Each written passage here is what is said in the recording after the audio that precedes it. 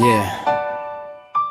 Minsan sa buhay, hindi mo alam kung sino tunay at sino lang ang dikit. Kasi may kailangan, abunay. Pasipsip kapag may pakinabang, biglang mabait pag may nahahawakan. Pero pag ikaw na yung nasa ilalim, parang bula na ang silong nawawala rin. Ngayon alam ko na kung sino tunay. Hindi lahat ng ngiti may kasamang kulay. Kaya tahimik na lang akong lumalaban, habang sila puro salita lang sa harapan.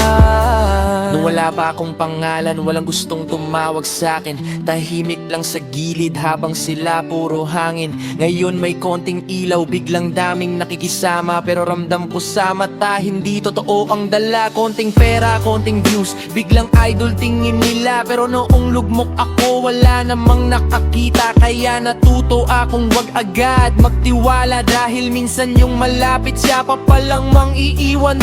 Pasipsip kapag may pakinabang, biglang mabait pag may nahahawakan. Pero pag ikaw na yung nasa ilalim, parang bula na lang silang nawawala rin.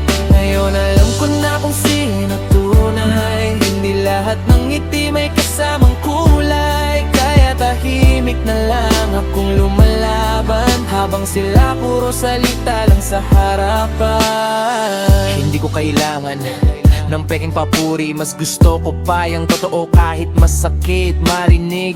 Kasi ang tunay na tropa, hindi ka iiwan sa dilim. Hindi lang present kapag may pera't ningning. Marami nang dumaan na puro pakitang tao. Sa una akala mo solid, sa huli iwan ka lang mag-isa bro. Kaya sarili ko muna bago lahat ng tao. Mas okay nang tahimik kaysa napapalibutan ng gago. Pag kung sakaling bumagsak ako ulit, hindi ko hahanapin yung mga plastic, dahil ang tunay na lakas hindi galing sa dami ng kasama, kundi sa tibay ng sarili mong paninindigan. Pasiksik kapag may pakinabang, ngayon kita ko ng katotohanan. Hindi lahat ng dikit ay may malasakit. Minsan ginagamit ka lang hanggang kapalit. Pero di na ako yung dating mahina, natuto ng tumayo kahit mag-isa.